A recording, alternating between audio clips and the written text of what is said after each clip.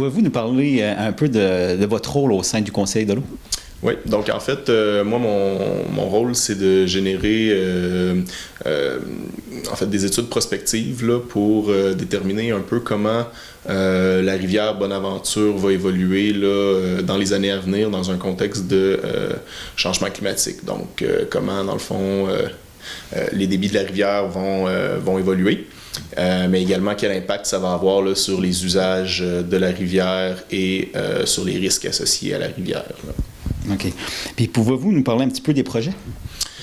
Oui, ben en fait c'est ça. Là, le projet actuellement sur lequel je suis impliqué, c'est le projet Résilience, comme je vous le disais. Donc globalement, le projet Résilience, l'idée c'est de déterminer les vulnérabilités futures donc de nos communautés là, par rapport au changement climatique et hydroclimatique. Donc, en fait, comment, par exemple, les problématiques d'inondation vont évoluer là, dans le futur, ou les problématiques d'étiage, par exemple, là, qui sont les problématiques où est-ce qu'on a des bas niveaux d'eau, finalement. Là. Donc, comment ça va venir affecter les usages là, de la rivière Bonaventure. Donc, par exemple, si on a des bas niveaux d'eau, comment ça va venir affecter le saumon, la pêche au saumon, comment ça va venir affecter les activités là, récréatives de canaux sur la rivière. Donc, moi, c'est ça que j'évalue. Là. Donc, j'essaie de faire d'imaginer, dans le fond, comment la rivière va évoluer puis comment ça va affecter nos activités. Là. OK. Puis, pouvez-vous nous parler un petit peu des problématiques?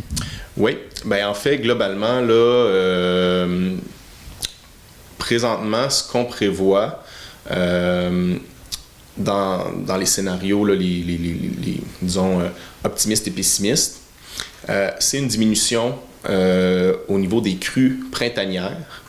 Donc, avec une diminution des crues printanières, là, habituellement, on s'attendrait à une diminution des inondations. Par contre, il faut faire attention parce que les inondations, dans le fond, c'est des phénomènes qui sont multifactoriels, là, qu'on pourrait dire. Donc, c'est-à-dire que, oui, les inondations vont être dues par le fait qu'il y ait plus d'eau dans la rivière, mais ça peut être aussi induit par des embâcles ou par des mauvais aménagements, par exemple, sur le bord de la rivière.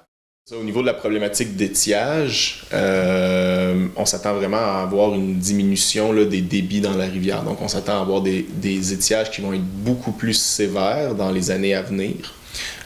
Donc, en fait, on parle là, dans un horizon pour 2080 là, de des débits qui peuvent atteindre 4 mètres cubes seconde et dans des cas là, très, très extrêmes. Donc, si, par exemple, on arrive avec des scénarios climatiques où est-ce qu'on ne réussit pas du tout à empêcher le réchauffement climatique, là, on peut arriver avec des débits de rivières qui vont être de l'ordre du 2 mètres cubes seconde, là, où est-ce qu'en fait, on vient totalement compromettre les activités sur la rivière. Là. Donc, je vous dirais, la problématique d'étiage, c'est la problématique qui va être la plus sensible là, dans les années à venir parce que, évidemment, la rivière Bonaventure étant une rivière récréo-touristique, là, ça vient compromettre quand même là, les activités qu'on peut y pratiquer, là, finalement. OK. Puis c'est vous qui prenez les mesures comme plusieurs fois par année? Globalement, comment ça fonctionne? C'est qu'on a... en fait, il y a une station hydrométrique sur la rivière Bonaventure. Donc, cette station-là, elle peut nous donner là, les débits de la rivière là, pour chaque jour, là, même à un intervalle qui est en deçà du jour, là, donc pratiquement à l'heure près. Là. Par contre, pour tout ce qui est prédictions futures, là, on se base sur des modèles mathématiques, en fait, qui sont réalisés par le Centre d'expertise hydrique du Québec.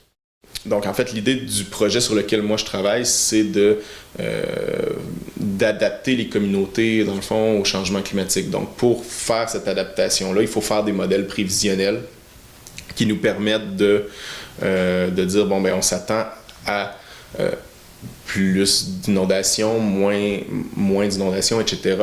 Et à partir de là, on est capable de s'adapter. Mais évidemment, c'est des modèles prévisionnels, donc ça se peut que ça change. Si par exemple on réussit à réduire les gaz à effet de serre puis que les changements climatiques sont moins intenses, ben là on va avoir des effets qui vont être moins importants. Mais si par exemple on a une augmentation rapide des gaz à effet de serre, ben là on va avoir des impacts plus importants sur les débits de la rivière, là.